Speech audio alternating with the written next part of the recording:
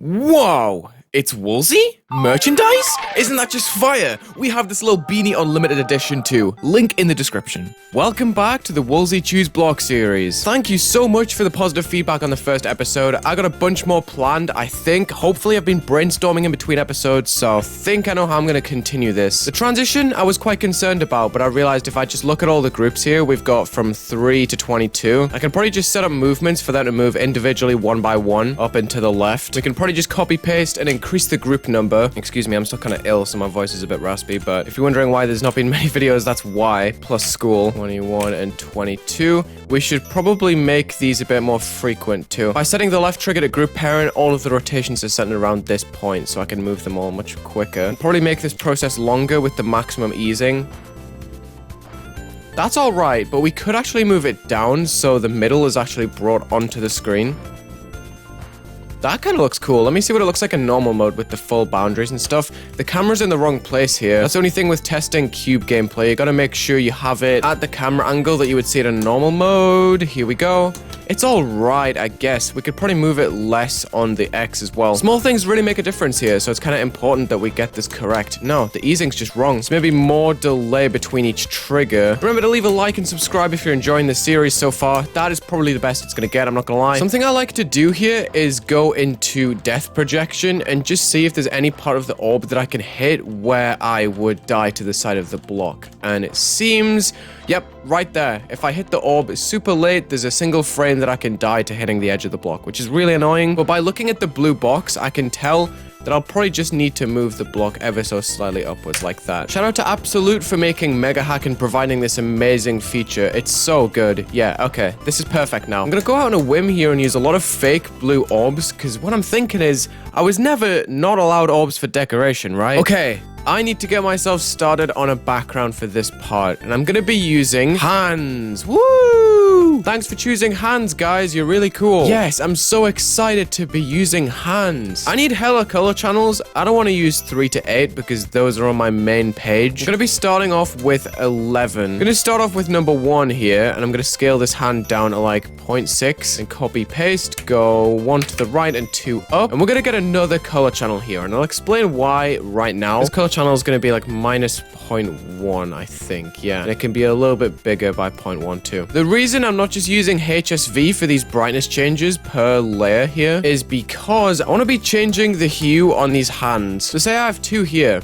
I decrease the brightness on one of them, and then I go to change the hue on a set. It comes up with mixed, and when I change the hue here, it gets rid of the brightness change on the bottom. So if I want to change the hue on these hands, I actually have to create a new color channel to get the brightness down, which is really goofy, but it's how it has to be. We are forming a hand army. So now I have a bunch of useless color channels, but it's going to be worth it in the end, I think. Okay, that should be as good as it gets. Let's put this on B4. Give it a group 35, which is going to be our moving group. And then we're going to have a unique group for that line. We're going to copy paste, move it 2 blocks to the right, and then hue shift by plus 10. Yeah, this is cool. New group for this row. Same process. Add plus 10 to the hue and delete the group and add a new one. Okay, interesting. To cover more of the screen and save some of my time, I'm going to copy paste this in a big group, flip upside down and reverse, then flip them the other way back to normal with absolute position,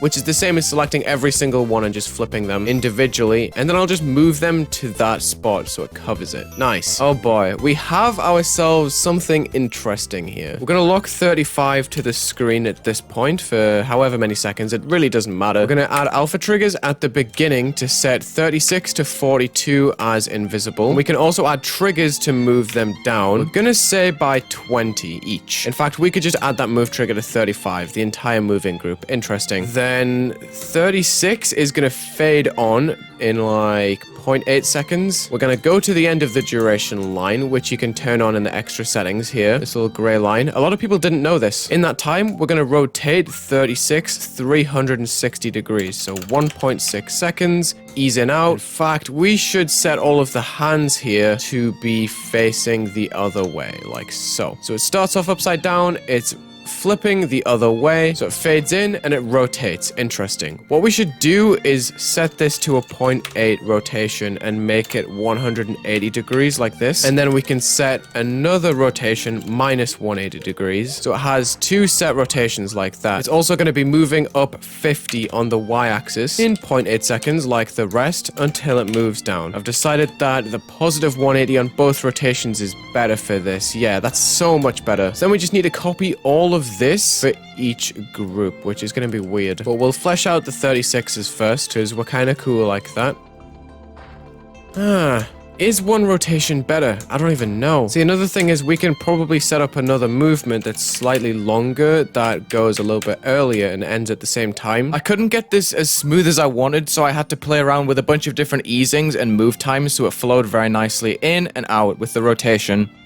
Yes! Okay, I figured something out. An exponential out with 1 second move time for the rotation back down. Perfect. Need to repeat that process at the end of each duration line. This could be something magical. And then, unfortunately, I'm gonna have to make links. I'll move it one block to the right for the next group, and then another one. Could be very lame in the end, but a background is a background, and I'm very limited, so I don't really mind. My organization's gone all wrong at the top, but it should be okay in the end. Please work out nicely.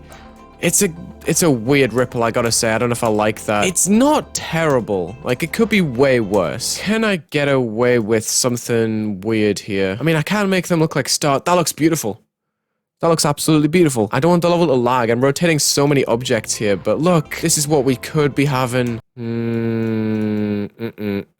Wait, that looks cool. The rotation's kind of dead when I do that, though. That looks so sick. What? This is kind of sick. Wait, I have added it to a low opacity right here on number 2, and it looks kind of good. It fills in the gaps that the other fingers couldn't. Does that make sense? The rotation looks okay as well. Yeah, I think this is how I'm gonna roll. I finally found something. Okay. All right, it's been 2 weeks. I'm back.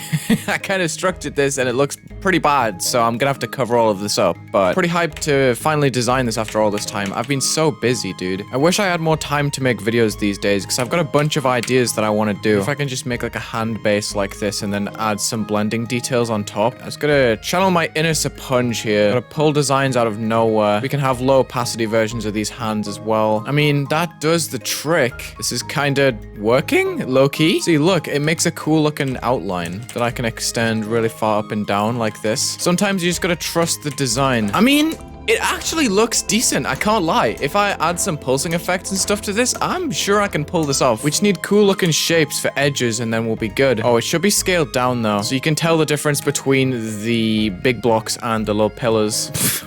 I have made a human figure using hands somehow. Okay. Among Us! Rainbow blocks. Alright, we have a little design that we can kind of extend the pillars with. Do I just need to go to old reliable here and select all of these fists and just make them rotate? Okay, let's start a rotation over on the left side. 44, 10 degrees, 0 seconds, spawn trigger multi-triggered. Give this a group 45. We're going to spawn 45 on 0 delay. And then we're gonna spawn a spawn that spawns 45 and bada bing bada boom. No. Okay, maybe, just maybe, we can have this on 5. And maybe we can add another trigger to the spawn, which is gonna set it back by minus 10 to be spawned on 0.2. So there's gonna be 2 of these and 1 of these on the same interval. So hopefully I could just make these blocks kind of quiver in their place. Yeah, okay. This is working so far, just hands and rainbow blocks. This is probably the most challenging challenge I've ever challenged myself to do. Mainly because of what you guys gave me, but no, I'll let it slide. It's all for the content. I respect it. I'm allowed music notes for pulsing. Are you kidding? You chose music notes out of anything. Wait. I've just thought of something. I thought of a pattern that actually makes sense. Hold on. This could be insane. Yo! I scaled them up to 2 times. Now what? It kind of works. Wow. We can just use this as pillar decoration. Yes! I'm surviving. You guys tried so hard to ruin me. Then I can copy the values of the black hands and I can paste them onto some orbs so they're more obviously fake. And then can I... Oh. All right. Enough messing around. Let's have a look. The particles are probably going to ruin this. No, it looks... This looks good. Wow! My beautiful little saw blades here. Yep, you heard me right. Disaster struck when I was trying to make these saws work, and I was desperately trying to save it by deleting things, changing the opacity. As you can see right here, I'm in and out of the level. I've sped this up. This is like 10 minutes of footage. It's really bad, honestly. So I just took a step back and ended up changing the colors for a little while, as you'll see. Okay, I'm gonna have to make a color trigger loop to save this, I think. Here we have our color channel 1 with blending on point 1, and we're gonna shift it around pink and red, back to purple again, and then maybe a black, and then go to an actual pink this time. We can make the fade to the original last a little bit longer as well. You'll see that these colors get a bit more interesting right now, which is kind of what we're needing. And in the meantime, we can have pulses for 1 as well.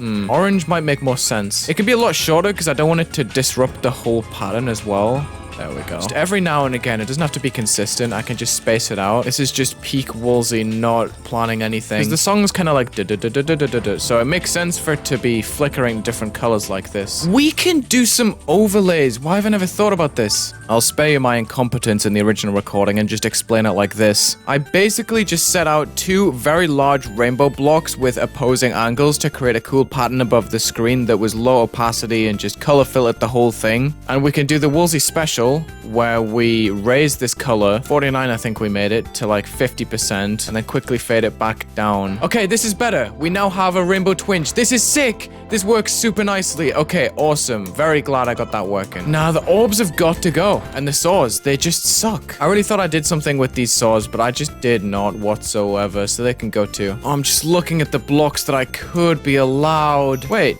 Pyramids. This could be huge. I could do something like that. Electricity. Oh my god. I mean, if you can tell the spikes, that's kind of a win in my book. You know, they don't look awful. They're just nondescript. I finally thought of another idea, which is to get this electricity piece and then make a turret with the blocks that I'm actually allowed. Kinda. If I just move this down like so. It's not the worst idea I've ever had. It is kind of a good space filler though, and it makes the part feel quite bright and lively. We got a really bright block design. We got some super bright spikes with the same electricity. I mean, the other thing we can do is maybe make all black versions of these. Oh boy.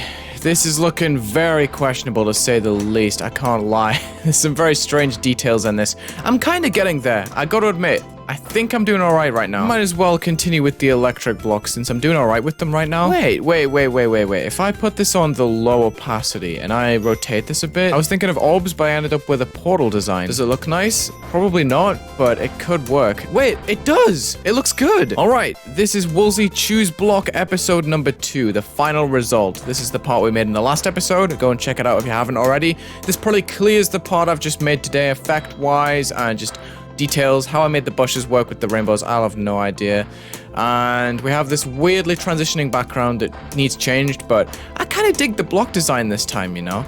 And I like the background we made in the rainbow overlay. I think this is a pretty solid episode, I can't lie. Let's go! Leave a like and subscribe if you enjoyed, because I'm really excited to bring out the rest of this series, because I got no ideas left. Uh-oh. After episode 2, no ideas. But I'll make it work, I promise. Just a reminder, check out the merch linked in the description. It's banger, I think. Thank you, CrowdMade. And thank you for watching this Geometry Dash building video. Check the links in the description. Leave a like and subscribe, and have a good day.